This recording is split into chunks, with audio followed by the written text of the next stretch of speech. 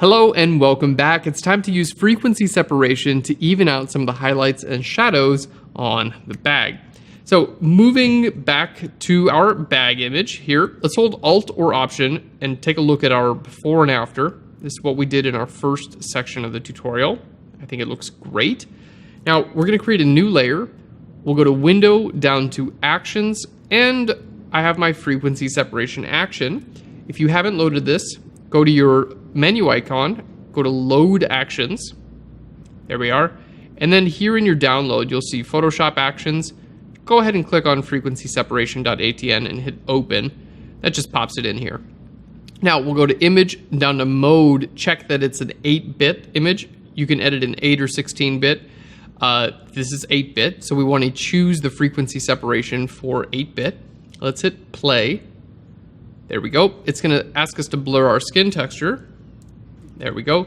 What my goal here is, I don't want to be able to see, small textural items in the image. All right, and let's choose, let's go right to about 30. That looks pretty good. So 30 pixels, blur, we'll hit OK, and it does everything else for you. Good deal.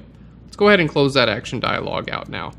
We've done this a few times in this tutorial, but if you're just watching this section, this is our high frequency layer, okay? When you do frequency separation, it separates out your small details from your large details. So on this layer, this is the small details. This layer is the large details. So for instance, if I paint, I'll just paint with this color here, between the two, you can see my small details are visible above wherever I paint. Okay, so this is just your small details, just your large details, and you can put whatever you want between them. Let's just delete that. My goal here is to just smooth this out a little bit. So we're going to create a new layer. Okay, and with this layer, I want to sample. We're just going to turn our high frequency off temporarily. I want to sample. We'll hit S for the clone stamp tool, sample right down here, and I'm going to just paint in up here. Okay, my goal is to smooth out some of these highlights and shadows. Now this is on a new layer. What I'm doing is non-destructive. We'll zoom out even more. I don't have to worry about all the little details, because I've got those preserved on a new layer. There we go. What I'm doing here is just taking care of the general tone, the highlights and shadows of my layer.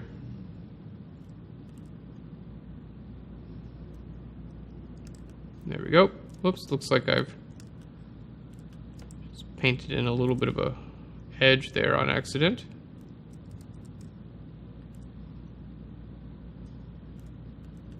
Continue sampling there and painting up here. Now you could most definitely just use a brush tool and paint in here, but I do want to make sure we maintain some of our original texture. So this is, considered large texture here. I want to make sure it continues to be visible, and then we'll put the small texture back over top of it. There we are. And we've used this technique multiple times throughout the tutorial. It's very, very helpful. You can use the same technique for skin retouching as well. There we go. So you can see we just smoothed that out a little bit. Looking good. Now if you want some of it back, just pop a layer mask on there. Paint black on your layer mask. I'm going to use a low flow here, like 20%. There we go. So we've got just a little bit of the idea of that back. Okay, still looks way more smooth. Now, our high frequency, this is where our texture is. So we turn this back on and check it out. That's all of our texture back in the image. So we have all of our texture here. So as I turn this entire group on and off, we can see we've smoothed that area out quite a bit, and we still have all of our texture, which is exactly what we want. Brilliant. Now, some of these areas here, you can see we have like lighter. If I turn this layer off and on, this is a little bit lighter of an area. This is darker, and you can see we have lower contrast here in the darker areas. So if you want to bring up your contrast as well, all you have to do is you can paint on this layer itself. You can clone stamp. So we'll clone stamp on the texture layer itself. We'll go to current layer. Whenever you're clone stamping on the high frequency layer, make sure your clone stamp tool is set to current layer. That's very important. Okay. Now we're going to hold Alt or Option and sample here, and we're simply going to paint up the texture. Now this is not going to affect color at all. This is simply copying texture from one area to another. There we are. And what I'm doing is, in practice, increasing the contrast of the texture. And I'm doing this because we made, there we go.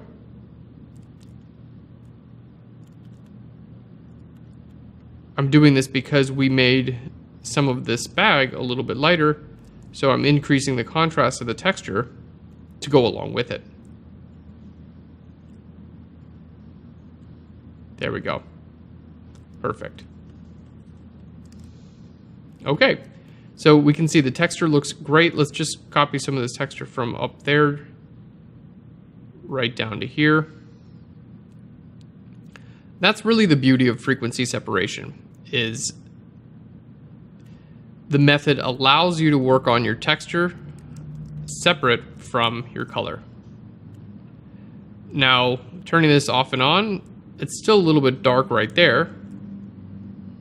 Okay, not a big deal. We can just create a new layer inside of there. I'm going to hit S for the clone stamp tool, and we'll just clone stamp that right in. Just be sure you set your clone stamp back to current layer, or it won't, or back to current and below, or it won't do anything.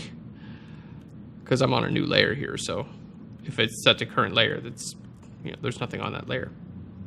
There you go. So you can continue to work on that as well. All right, and I think I'm going to bring in, we'll create a new layer in here. I'm just going to bring in this shadow a little bit here. Again, this is just now with my brush tool. Create a nice even shadow there with our brush tool. Put a layer mask on that. Let's paint black on our layer mask here, just to make sure it doesn't show up over the top of the bag. So we're just extending and evening out our shadow. All right, and then here, let's just do a little bit more as well. Just choose, I'm actually gonna make a new layer. Choose a large soft edge brush, just like, there we go. Just kind of put that, showed up a little bit too much. Let's hit E for the eraser tool. Just erase that away a little bit more.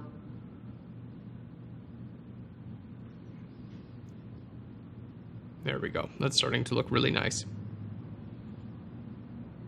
Just taking a second to load properly. That's okay. There we are. And now I'm going to hold Alt or Option on the layer mask because I already masked out this underlying layer. Let's hold Alt or Option and copy this mask from one to another. And there we can see it's only visible there. There we go. So turning this off and on, you can see we've been basically,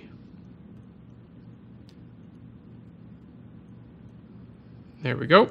Turning some of these layers off and on. I'm going to leave this one at a lower opacity just because I feel like it just makes it a little bit more realistic. Beautiful.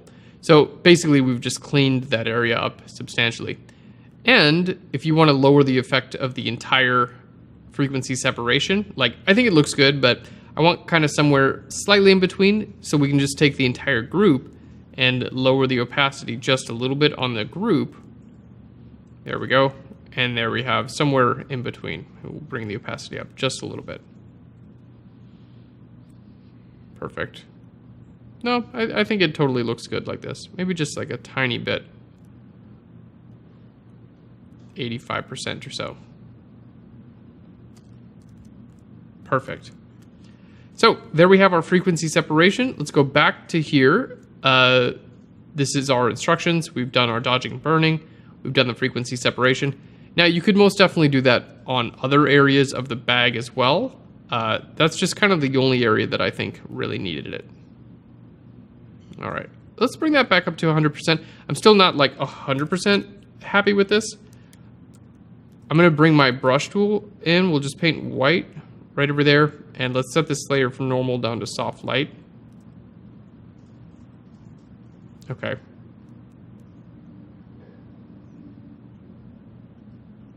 There we go. I feel like that just gives it a little bit more of a three-dimensional quality.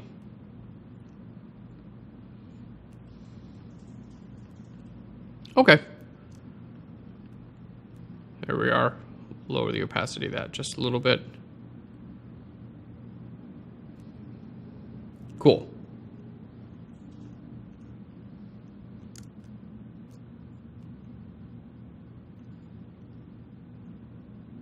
There we are. And I just want to make sure we leave our edge here.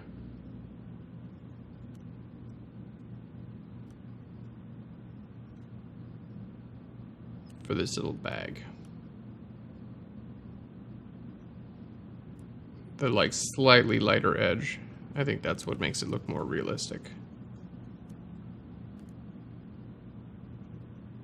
So I'm just painting black on my layer mask where I put that shadow. There we go. That looks more realistic. It was a very small change, but just that slight light edge. I think that helped out. Okay. Brilliant. So let's just turn that layer off and on, and we can see just smooth that area out. And in my opinion, that's really the only area that needed smoothing. Well, there we go. Perfect. So finished up our frequency separation in our last section, which will be the last section of the tutorial. Whoa. We're going to darken our edges up. We're going to brighten the center a tiny bit. We're going to sharpen, and we're going to blur, finish the image off. Thanks so much. I'll see you in the last section. Bye, everyone.